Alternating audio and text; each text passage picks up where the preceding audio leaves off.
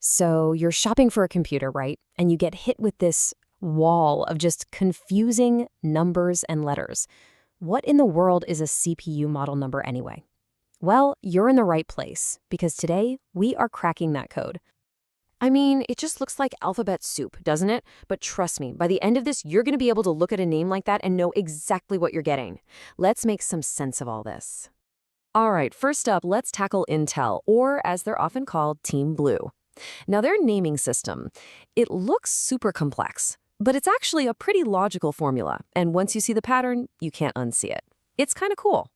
So, at its heart, pretty much every Intel Core processor name is a formula with 4 key parts. You've got the brand, the generation, a 3-digit number called the SKU, and then a special letter at the very end called a suffix. Let's break them down one by one. Okay, so the first piece of the puzzle is the brand. This is your first big clue to the processor's power level. Think of it like this. Core i3, that's for your basic, everyday tasks. The i5, that's kind of the sweet spot for most people. Great for gaming and productivity. Then you jump up to the i7 for more high-performance work. And finally, the mighty i9. That's for the pros and enthusiasts who need the absolute best. Simple enough, right? Higher is usually better. Now, after the brand, you're going to see a string of numbers. These are super important. They tell you the chip's age and its power.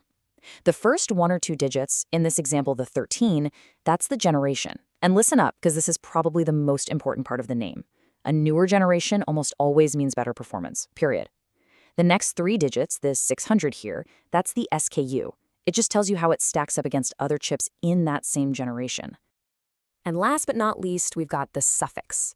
So if you see an F at the end of an Intel CPU name, it means one very specific thing. No built-in graphics. This is actually a great way to save a few bucks if you're already planning on buying a separate, dedicated graphics card for, gaming or something. But what if you see a K? Well, now you're looking at an enthusiast's chip. K means the processor is unlocked. This lets you manually push its speed way beyond the factory settings. It's called overclocking.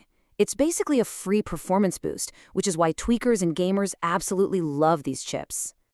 Okay, so that's Intel. Let's switch gears and talk about their biggest rival, AMD, also known as Team Red. And the good news here is that they follow a really similar structure. It's just they use their own lingo. See what I mean? It looks pretty familiar, right? AMD's Ryzen processors also use a 4-part system. You've got the tier, the generation, the SKU number, and the suffix. Honestly, once you understand Intel, AMD becomes way easier to figure out. And just like with Intel, AMD's tiers give you that quick, at-a-glance idea of performance. Ryzen 3 is your entry-level stuff. Ryzen 5 is that popular mid-range sweet spot. Ryzen 7 is for the high-performance crowd. And Ryzen 9, well, that's their top-tier enthusiast line for super heavy-duty work. Same idea, different name. So let's take a real-world example, something like the Ryzen 7 7800X3D. That very first number you see after the Ryzen 7 part, the 7, that tells you it's a 7th-generation processor. And just like before, newer is always better. And the 800 that follows, that's the SKU. It just ranks it within that 7th-gen family. All right, let's talk about AMD's suffixes. If you see a G at the end of a Ryzen model number, that means the chip has its own graphics built right in. This is an awesome all-in-one solution if you're doing a budget build and you don't want to shell out for a separate expensive graphics card. Now, for you performance junkies out there, you're going to want to look for an X or an X3D. X just means it's a higher performance version, faster speeds. But X3D is something special. This means the chip has AMD's 3D V-Cache technology. It's basically a massive chunk of extra memory stacked right on top of the processor, and let me tell you, it gives a huge advantage in gaming. It's a real game changer. Okay, so theory is one thing, but let's see how this all works in the real world, right? Now that you know the formulas, let's put that knowledge to the test. We're going to do a couple of practical comparisons. Okay, check out these 2 processors. They're identical in almost every way. Same brand, same generation, same SKU number. But that one little letter, the F, completely changes who should buy it. If you're building a basic office PC and you're not buying a graphics card, you'd get the standard one.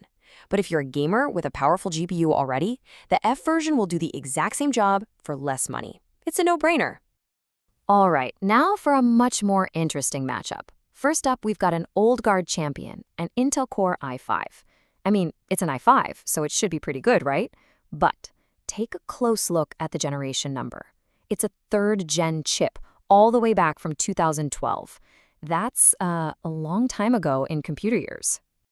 And in the other corner, we have a newer challenger, an AMD Ryzen 3. Now, just based on the tier name, you'd probably think, Ryzen 3? That's got to be weaker than an i5. But here's the kicker. It's a much newer processor, released 6 full years later in 2018. So let me ask you, just based on the name alone, who do you think wins this fight, the i5 or the Ryzen 3? I mean, tier versus tier? Seems like an easy answer, doesn't it? And the results are in. It's not even close. The newer Ryzen 3, even though it's in a lower performance tier, absolutely crushes the much older i5. This right here is the perfect example of the single most important lesson I want you to take away from all this. Seriously, if you only remember one thing from our chat today, let it be this next part. This is the ultimate takeaway. This is what will help you make smart choices when you're looking at CPUs. An i5 is not always better than an i3. A Ryzen 7 is not always better than a Ryzen 5. The tier, that i3, i5, i7 thing, it's only a useful guide within the same generation. A brand new i3 from this year will almost always smoke a 10-year-old i5. Generation is king. Remember that. So there you have it. The CPU code is officially cracked. It's not just about picking the bigger number. It's about understanding what all those numbers and letters mean together. The next time you're staring down a spec sheet, you'll know exactly what you're looking at. So what are you going to look for in your next computer?